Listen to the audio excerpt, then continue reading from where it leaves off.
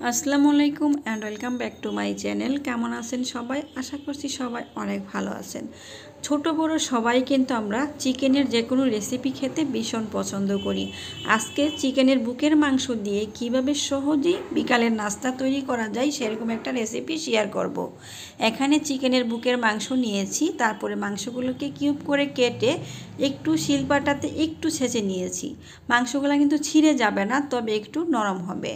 তারপরে এখানে পরিমাণ মতো লবণ আর হাফ চামচ পরিমাণ লাল মরিচের গুঁড়া, হাফ টেবিল চামচ থেকে একটু কম পরিমাণ দিয়েছি গোলমরিচের গুঁড়া। এবার দিয়ে দিব সামান্য পরিমাণ সয়া সস। এখানে যে কয়টা মশলা ব্যবহার করেছি সব কিছুই কিন্তু আমাদের হাতের কাছেই থাকে।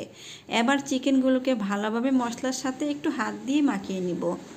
দেখতে পাচ্ছেন চিকেনগুলো দেখতে কতটা আকর্ষণীয়। এই নাস্তাটা যে কেউ তৈরি করতে পারবে একদমই হোটেল স্টাইলে। সহজেই কিন্তু আমার রেসিপি দেখে আপনারা মজাদার এই রেসিপি তৈরি করে পরিবারের সবাইকে চমকে দিতে পারেন। রেসিপি ভালো লাগলে চ্যানেল সাবস্ক্রাইব করে সবাই আমাকে সাপোর্ট করবেন, আর ভিডিওতে লাইক কমেন্ট করতে ভুলবেন না। তো চিকেনটা মাখিয়ে নেওয়ার পর সরিয়ে নিয়েছি। আপনারা চাইলে 10 থেকে 15 মিনিট এই চিকেনটাকে রেস্টে রেখে দিতে পারেন, তাতেও কিন্তু এটা খেতে ভালো লাগবে। এই পর্যায়ে আমি এখানে নিয়েছি 1 কাপ আটা, সামান্য পরিমাণ লবণ দিয়ে দিয়েছি। আবারও দিয়ে দিলাম এখানে হাফ টেবিল চামচ পরিমাণ লাল মরিচের গুঁড়া। এবার ভালো করে আটার সাথে এগুলোকে মিশিয়ে নিব। আপনারা চাইলে ময়দা ব্যবহার করতে পারেন, তবে আটা কিন্তু আমাদের বাসায় থাকে, চাইলে আটা দিয়ে সহজেই এই নাস্তাটা বানাতে পারেন। এই পর্যায়ে যে চিকেনগুলো মাখিয়ে রেখেছিলাম আটার সাথে ভালোভাবে লাগিয়ে নিতে হবে। একটু মাখিয়ে নেওয়ার পর এখানে নর্মাল পানি নিয়েছি। নর্মাল পানিতে চিকেনের টুকরাগুলোকে একটু ভিজিয়ে নিব। আমি এইভাবে 2 থেকে 3 বার চিকেনগুলোকে আটার সাথে মাখাবো, আর এখানে পানিতে দিয়ে দিব। পানি থেকে আবারও উঠিয়ে ময়দাতে দিয়ে দিব। এইভাবে আমি 2 থেকে 3 বার ভালো করে মাখিয়ে নিব।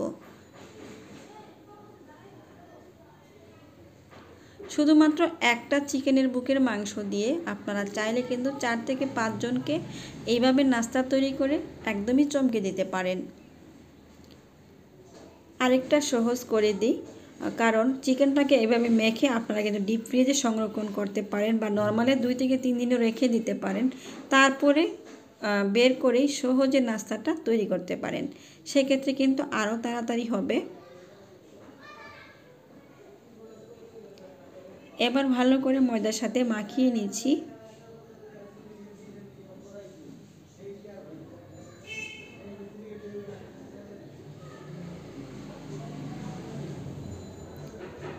দেখতে পাচ্ছেন খুবই সুন্দর করে আমি মাখিয়ে নিয়ে একটি প্লেটে উঠিয়ে নিচ্ছি। এইভাবে সবগুলো চিকেনকে আমি আটার সাথে মাখিয়ে নিব।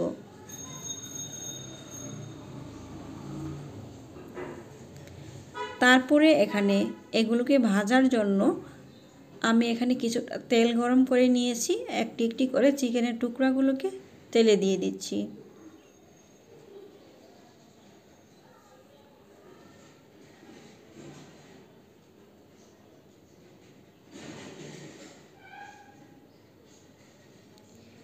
এবার কম আছে মাঝারি আঁচে রেখে চুলাটাকে তারপর এগুলোকে একটু ভেজে নিতে হবে।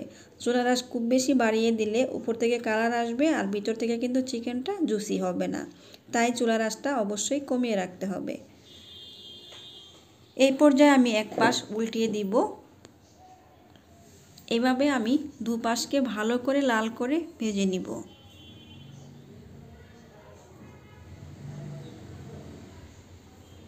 আমরা কিন্তু বাসায় ঝামেলার কারণে চিকেন ফ্রাই বা চিকেনের কোনো রেসিপি তৈরি না করে বাইরে যেয়ে খেতে চাই।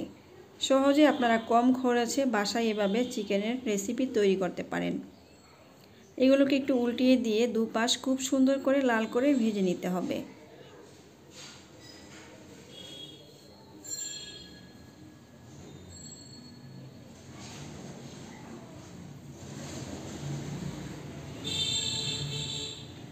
আমার বাসাটা একদমই রাস্তার পাশে, যার কারণে ভিডিওতে কিন্তু অনেক রকমের শব্দ আসে, তবে আপনারা একটু ক্ষমা দৃষ্টিতে দেখবেন। এই পর্যায়ে চিকেনগুলো একদমই ভাজা হয়ে গিয়েছে। আমি তেল ঝরিয়ে উঠিয়ে নিব। কালার দেখে নিশ্চয়ই বুঝতে পারছেন এটা উপর থেকে কতটা ক্রিস্পি হয়েছে। আর ভিতরের কথা নাই বললাম, অনেক বেশি পরিমাণ জুসি হয় এই নাস্তাটা। চিকেনের বুকের মাংস কিন্তু রান্না করলেও খেতে খুব বেশি একটা ভালো লাগে না। বুকের মাংসগুলো আলাদা করে রেখে দিলে আমরা কিন্তু পরিবারের সবাইকে এইভাবে নাস্তা তৈরি করে দিতে পারি।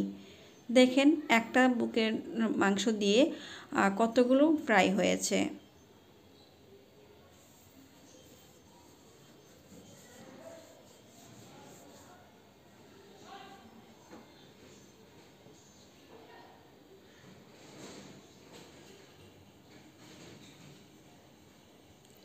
তো আমি তেল জড়িয়ে উঠিয়ে নিয়েছি, কালার দেখে বুঝতে পারছেন কতটা সুন্দর হয়েছে।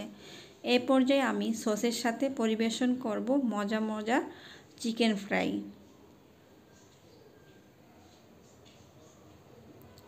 একটু ভেঙে দেখাচ্ছি ভিতরটাও কতটা জুসি হয়েছে।